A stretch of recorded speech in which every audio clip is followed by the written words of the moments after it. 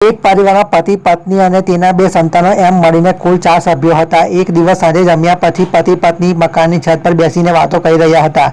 પતિએ કહ્યું, ગઈકાલે બાનો મારા મોબાઈલ પર કોલ આવેલો. બા બહુ દુઃખી લાગતા હતા. મોટા ભાઈ અને ભાભી હવે બાનું બરોબર ધ્યાન રાખતા નથી. હજુ તો પતિ આગળ કંઈ બોલે એ પહેલાં જ પત્નીએ વચ્ચેથી વાત કાપતા કહ્યું, મોટા ભાઈ કે ભાભી બાનું ધ્યાન ન રાખતા હોય એમાં આપણે શું કરવાનું? પતિએ હળવેથી કહ્યું, હું વિચારું છું કે બાને આપણા ઘરે લઈ આવું. આ ઉંમરે આવી રીતે હેરાન ન થાય એ સારું ના લાગે.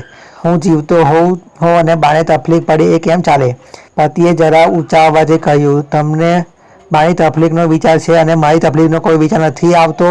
બા આવશે એટલે મારું કામ વધી જશે, મારી સ્વતંત્રતા છીનવાઈ જશે, મારે એમની સેવામાં રહેવું પડશે. એ બધું મને ન પોસાય. માટે મહેરબાની કરીને આજ પછી આવી વાત કરતા જ નહીં.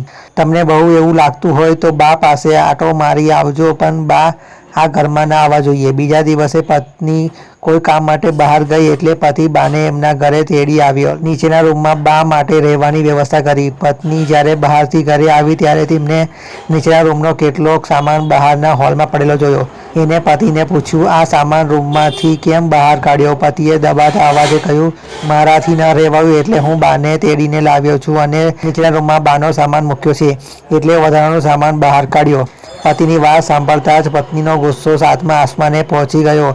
એ એમના પતિ પર રીસની તાડૂકી, મને તમારી માં આ ઘરમાં એક દિવસ પણ ન જોઈએ. મહેરબાની કરીને એમને પાછા મૂકી આવો, નહીંતર હું મારા પિયર મારી બા પાસે ચાલી જઈશ.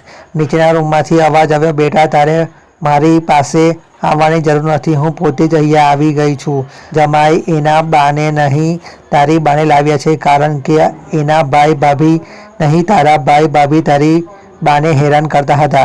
પોતાની માનો અવાજ સાંભળીને પત્નીનો ગુસ્સો એક ક્ષણમાં અદૃશ્ય થઈ ગયો. દોડતી રૂમમાં ગઈ અને દરવાજો ખોલ્યો. પોતાની માને નજર સામે જોતા જ રડતા રડતા એમની માને વળગી પડી. પતિએ પત્નીને કહ્યું, તું તારી માને આટલો પ્રેમ કરે છે તો પછી મને મારી માને પ્રેમ કરવાનો કોઈ અધિકાર નથી?